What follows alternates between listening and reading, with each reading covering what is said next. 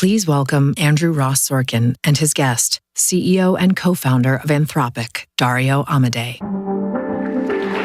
Good afternoon, everybody. I hope you guys all had a great lunch. We have a huge afternoon, starting with Dario Amodei here. He is one of the most consequential people here in the world of artificial intelligence. He's the co-founder and CEO of Anthropic, of course, known for its Claude model. It's one of the fastest growing technology companies in history and uniquely backed now by all three giants, tech giants, Amazon, Microsoft, and Google. That's new, at least one of them.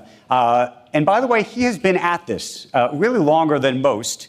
He worked at Baidu, then Google, was an early employee at OpenAI, where he led the development of ChatGPT 2 and 3. And the reason that we wanted to speak with him this year, more than anything else, is because he has singularly been perhaps the most outspoken and candid person about AI when it comes to the way he's been thinking about jobs and job losses and selling chips to China and politics on our country and where all of this goes. So welcome to you. Thank you for being here. Thank you for having me. We got a lot to talk about, including, by the way, are we in an AI bubble? But I promise you we will get there.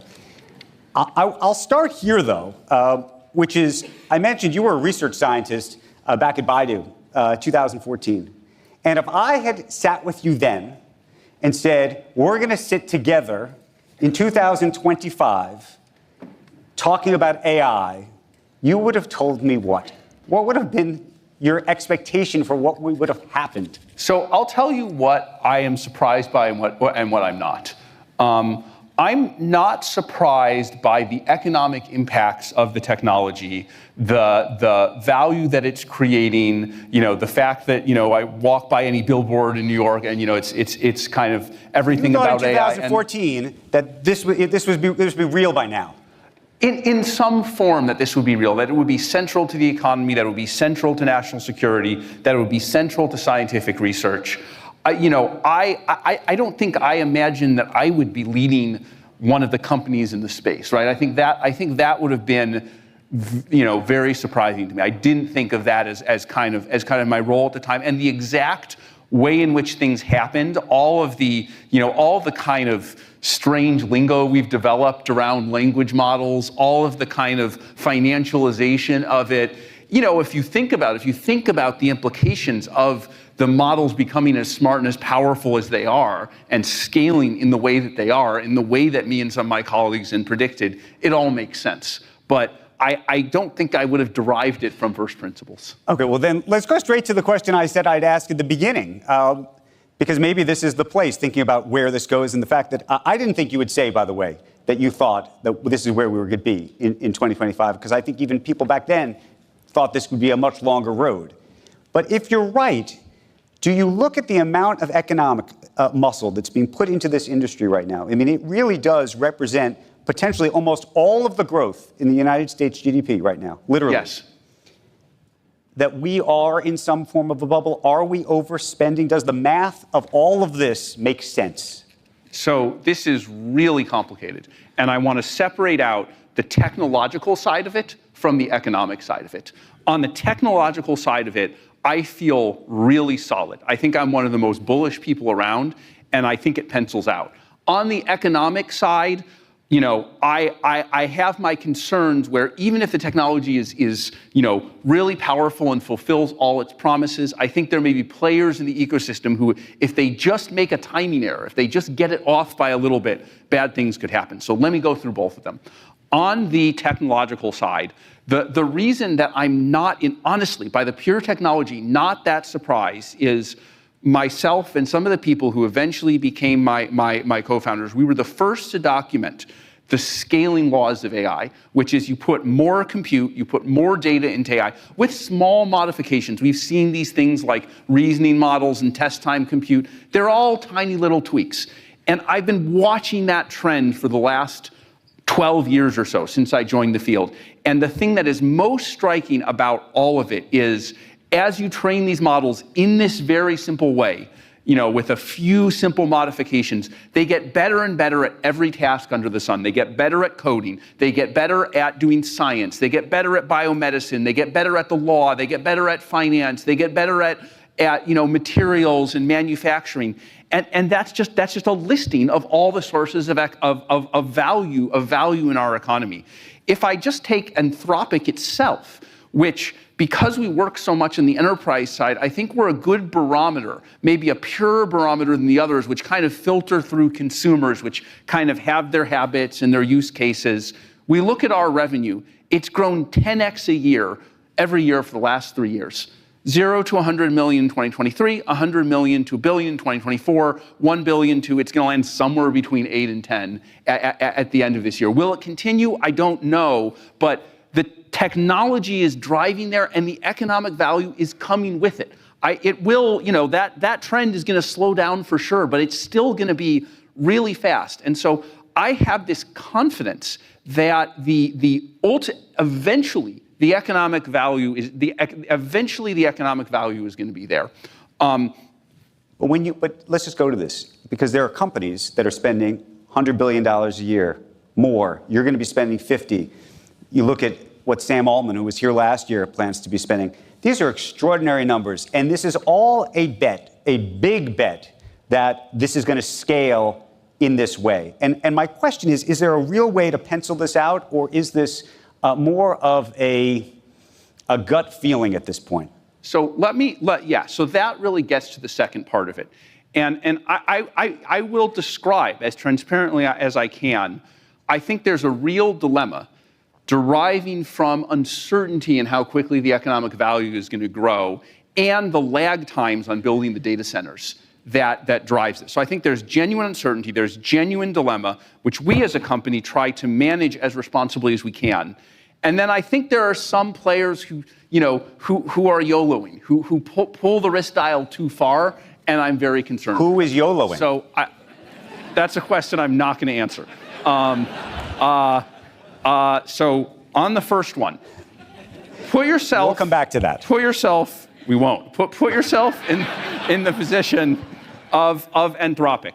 Put yourself in my position. You've seen this revenue curve that goes up 10x a year for 3 years. You're like, okay, what's going to happen next year if I'm really dumb and I extrapolate the pattern 10 to 100 billion? I don't believe that. Just to be clear, I don't believe that at all. Even though it's happened in the last 3 years, just at this scale, I don't believe it. But that's one of the outer bounds of, the outer limits of possibility. If I go in and I'm like, this enterprise and that enterprise and this use case and this is our go-to-market motion, if I try and do it, bottom up, then, maybe it's 20 or 30 or something like that. So there is what I've been calling internally this cone of uncertainty, where I don't know if a year from now it's going to be 20 billion or, it's going to be 50 or like, it's very uncertain. I try to plan in a conservative way, so I plan for the lower side of it. But that is very disconcerting. And you add to that the idea that building the data centers has a long lag time. It's like a year or two. So I have to decide now, literally now, or in some cases a few months ago, how much compute I need to buy in early to serve the models in early 2027 when I get to that revenue amount. And there's two coupled dangers. One is that if I don't buy enough compute, I won't be able to serve all the customers I want. I'll have to turn them away and send them to my competitors. If I buy too much compute, of course, I might not get enough revenue to pay for that compute. And in the extreme case, there's kind of the risk of going bankrupt. And how much buffer there is in that cone is basically determined by my margins. If I have 80% margins, I can buy $20 billion of compute and it could serve $100 billion of revenue. But because the cone is so wide, it's hard to avoid making a mistake on one side or the other. Now, we've been a relatively responsible company. And I think because we focus on enterprise, I think we have a better business model. I think we have better margins. I think we're being responsible about it. But again, let's say you have a different business model. Let's say you have a consumer business model. Your kind of the source of your revenue isn't as good. Your margins aren't as certain. And let's say you're a person who just kind of like constitutionally just wants to YOLO things or just likes big numbers. Then you may turn that dial pretty far. And so I think there's a real underlying risk. Whenever there's uncertainty, there's a risk of overextension. We all face it. I face it. All the other companies face it. There's an inherent risk when the timing of the economic value is uncertain. There's an inherent risk of underreacting or overextension. And because the companies are competing with each other, and frankly, we genuinely need to compete with, our authoritarian adversaries, there's kind of a lot of pressure to push things. So I think there's some amount of irreducible risk here, and I absolutely don't want to deny this. But at the same time as that, I think there are some players who are not managing that risk well, who are taking unwise risks. So okay, I think let me ask you about exist. that with, maybe you'll mention who that is. I think we all know who that is. You have said that you're going to break even. This is privately, at least to your investors, by 2028, even with the spending plans, I think. Sam Altman, who you worked with and for, says that he's going to do it by 2030. I'll use his math, not yours. He would have to go from a $74 billion loss in the course of 2 years to being profitable 2 years later. Does that make sense to you? So look, I don't know the internal financials of any other company. I can't say anything about what the economics of any other of any other company is.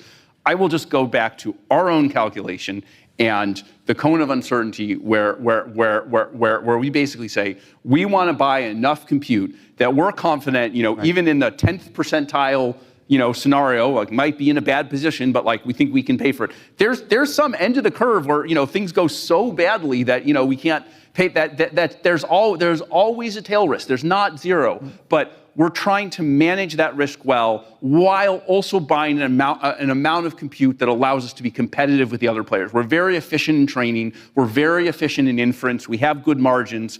I think we can manage it. I think the odds are on our side. What are we supposed to think of what I think people now describe as circular deals? Yes. Back in the day, we called this vendor financing. Yes. But in this context, you have a situation where NVIDIA in particular, but others as well, effectively have been taking stakes in companies, and invariably, those companies are using some of that money one way or the other, considering money is fungible, and going to buy NVIDIA chips. Yes. So, we've done some of these deals, not at the same scale as some other players, but we've done some of these deals, and I can just kind of walk you through not a specific deal because I'm not going to go into the details, but kind of like a stylized what these deals often look like and kind of why they can make sense. So, if you want to buy a gigawatt of compute, right? That buying the chips and building the chips, building everything, that costs, roughly, let's say, $50 billion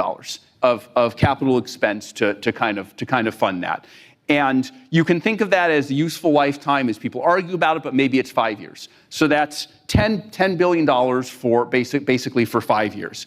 And so if you're a company, you're a company that's making, $8-10 billion of revenue. You think that's growing. You don't know how fast it's growing. You have to make the decision right now, and you don't have $50 billion. You don't have $50 billion on you. So, a thing you can do, a deal you can make with a large player who has an incentive to do this because they're the ones selling the chips or providing the cloud, is they'll say, okay, I'll give you, 20% of it. I'll invest $10 billion, so that lets you pay for the first year, and then for the other years you can kind of pay as you go, because I know you don't have $50 billion now, but looking at how things are growing, that isn't a crazy bet. We're already almost at the $10 billion of revenue. So it takes a year to build a data center. It's financed for a year. So you're basically saying I need to get $10 billion of revenue per year 2 years from now. Right.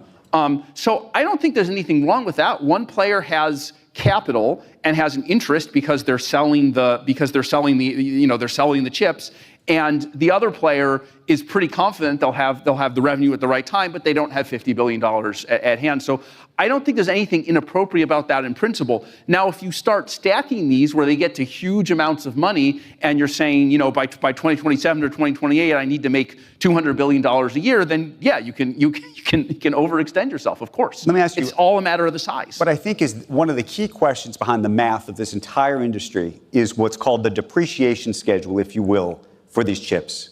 And there seems to be a big debate about it, meaning when you buy a new chip, is that chip going to work for you effectively for 3 or 4 years, or is it going to work for you for 6 or 7 or 8 years or even 10 years? And depending on where you think the math really lands, all of this pencils out or really doesn't. What do you think the schedule is? So, look, from our point of view, we make very conservative assumptions here. I don't think there's a particular depreciation schedule, right? When new chips come out, the issue isn't the lifetime of the chips. Chips keep working for a long time. The issue is new chips come out that are faster and cheaper and you may need them if your competitors have them. Yeah. And so kind of the value of old chips goes down somewhat. In fact, that can happen a year after you buy the chips, because now there are multiple companies, TPUs, GPUs, coming out with new chips. So I think the way we think about it is we take into account that the old chips are going to be less valuable as time goes on, and we assume very aggressive kind of continuation of the chip efficiency curve. And again, I can only speak for Anthropic. Like, we make conservative assumptions here, and we think we're going to be okay in basically almost all worlds. Can't be literally all worlds, but we think we're going to be okay in almost all worlds. I can't speak for other companies. Again, I could imagine that there may be other players out there who are deluding themselves and making assumptions that are very far inflected on the optimistic side. So we're clear. There's only 2 of you who are not attached to one of the. I don't know who you're talking about. Okay, I just have no idea. Let me ask you this about the models themselves and how you see the competition. So one of the things that's happened literally in the last week, and there has been a complete sort of meltdown in the Valley over what's happening here. And Sundar Pichai was also here last year, and it appears at least that his new model has gotten a lot of people excited about what he's doing, and that Google, which I used to think from the beginning, given all of the data they have, should have been sort of the winner by default. And you have a memo that went out from Sam Altman saying that code red. Everyone's got to get back to their desks to figure out what the next thing is to get to the next place.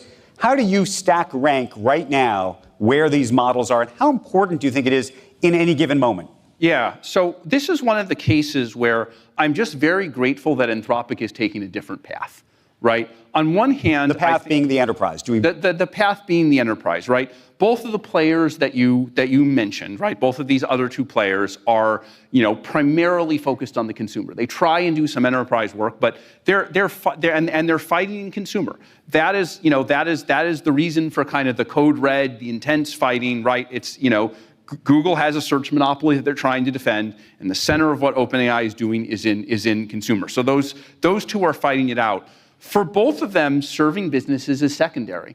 And so what we found is over time, we've optimized our models more and more for the needs of businesses. The one that's gone the fastest has been coding. I think that has really moved forward the quickest, but we're starting to go beyond that to finance, biomedical, retail, energy, manufacturing, kind of all of that.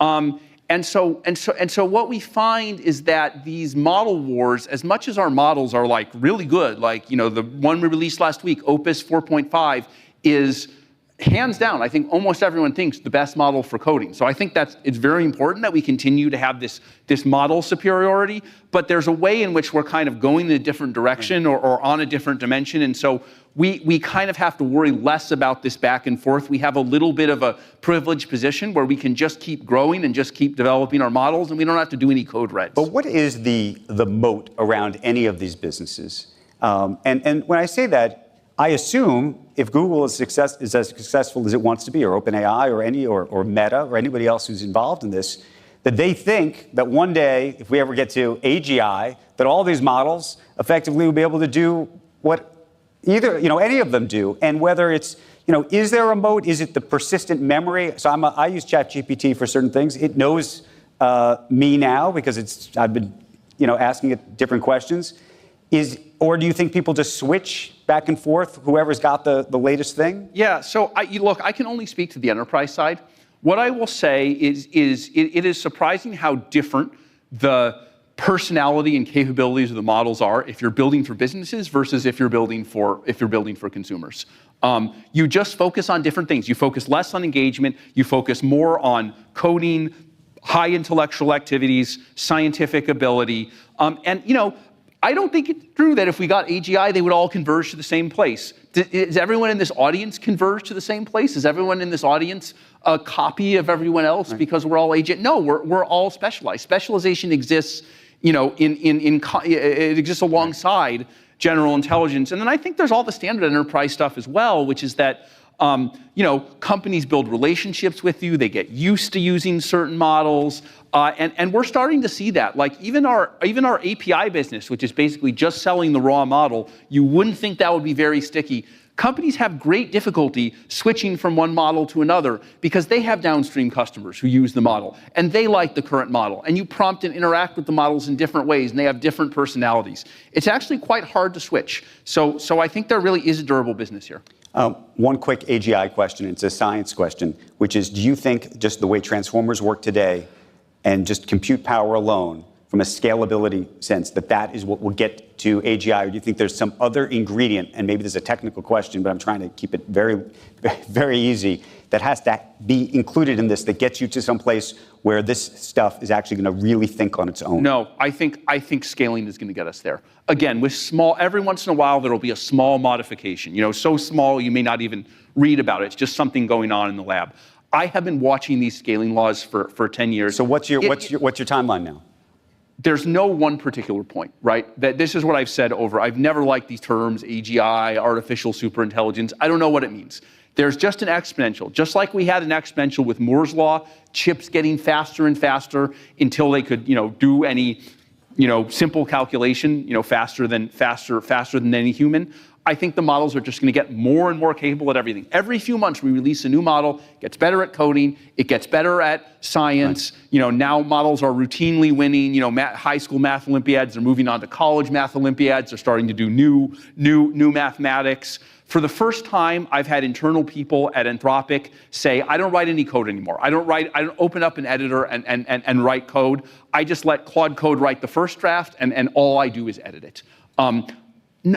We had never reached that point before, and the drumbeat is just going to continue.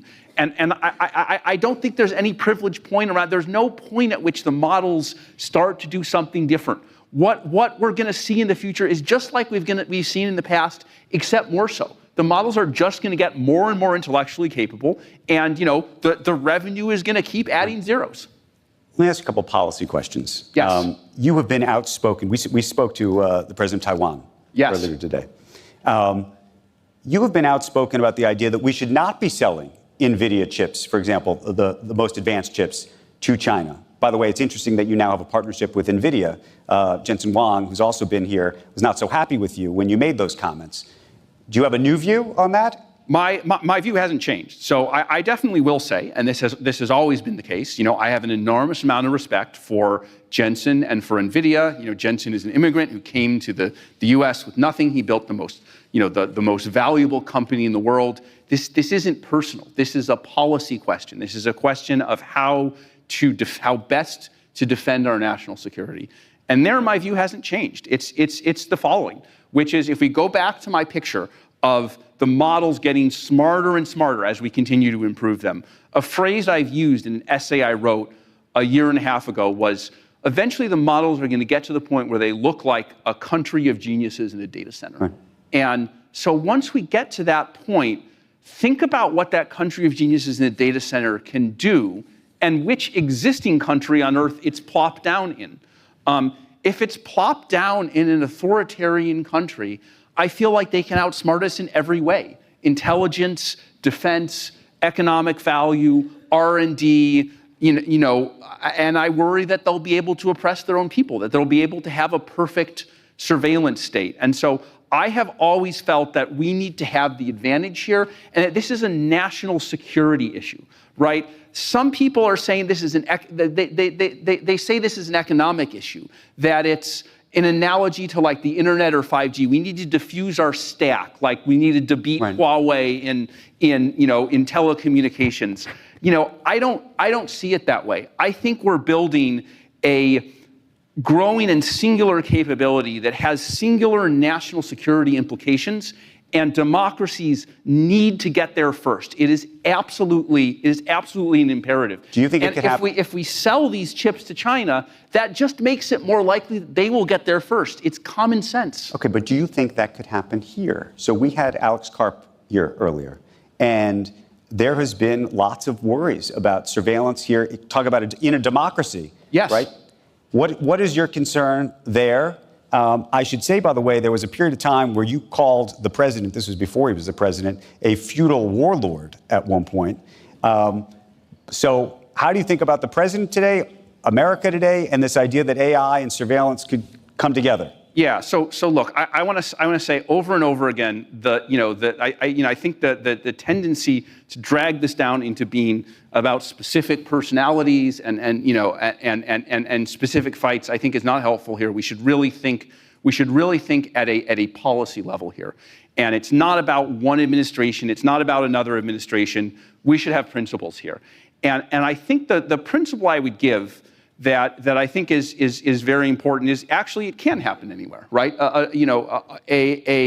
We should worry about concentration of power in democracies, not as much as we worry about it in authoritarian states. But we need to make sure that the technology is governed in a way that allows people to participate, that gives people basic rights. And so the formulation I've always given when I think about how to apply these models for national security is I think we should aggressively use them in every possible way, except in the ways that would make us more like our authoritarian adversaries, right? We need to beat them, but we need to not do the things that would cause us to become them.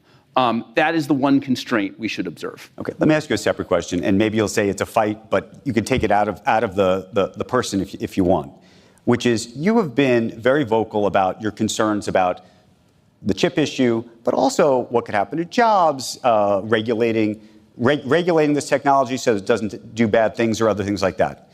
David Sachs, who works as the AI czar at the White House, said this about you. He says that Anthropic is running a sophisticated regulatory capture strategy based on fear-mongering. It is principally responsible for the state regulatory frenzy that is damaging the startup ecosystem.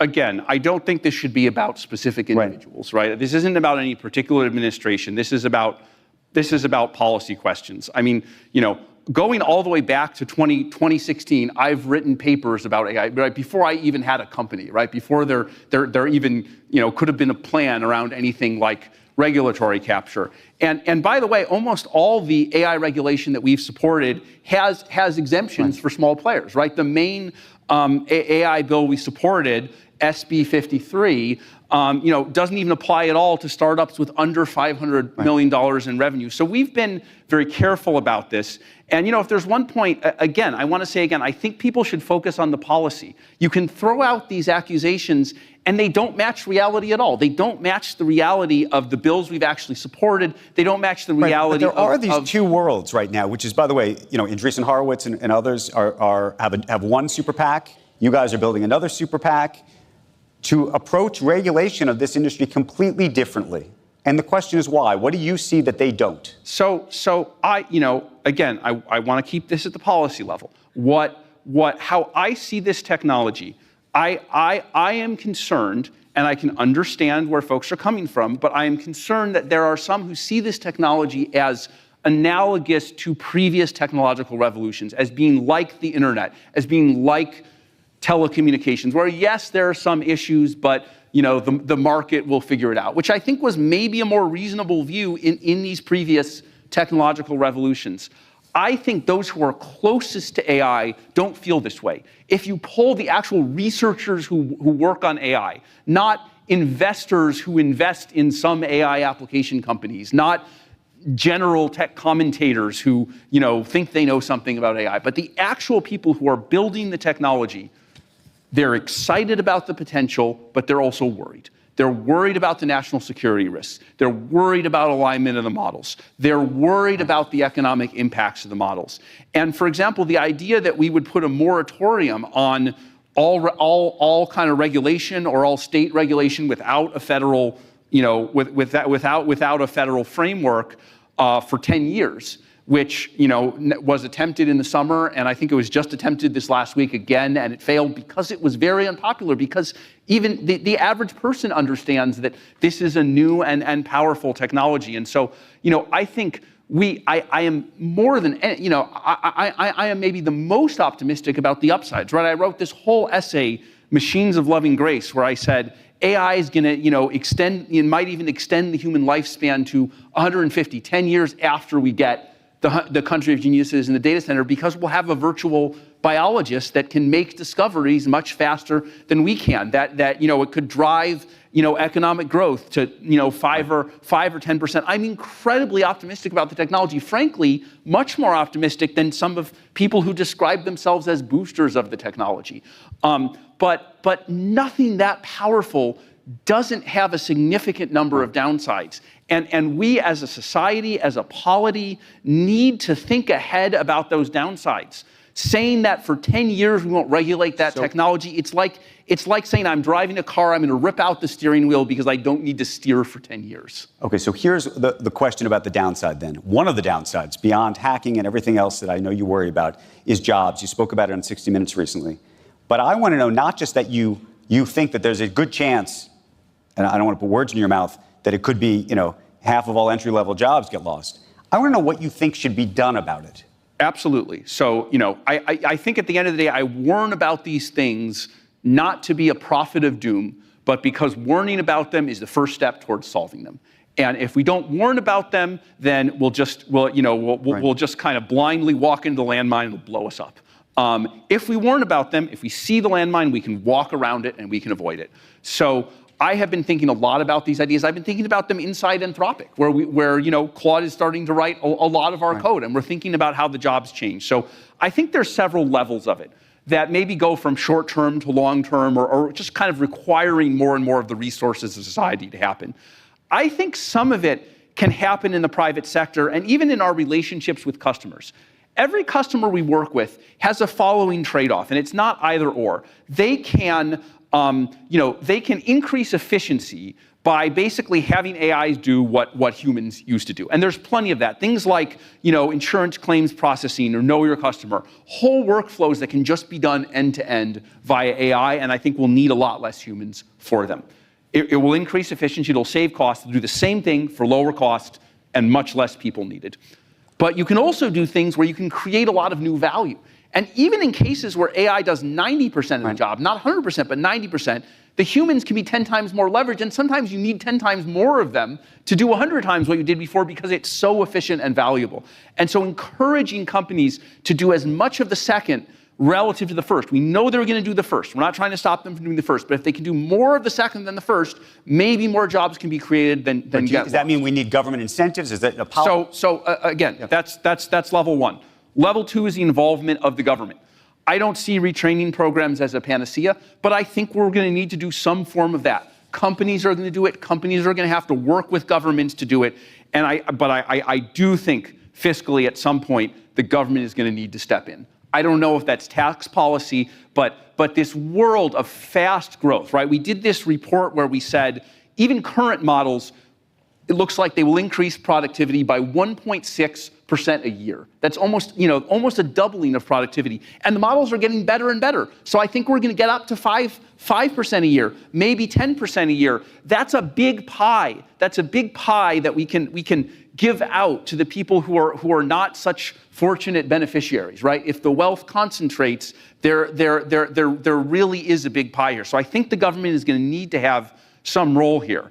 That's level two. And I think level three is, over the long run, the structure of a society that has built powerful AI is just going to have to be different.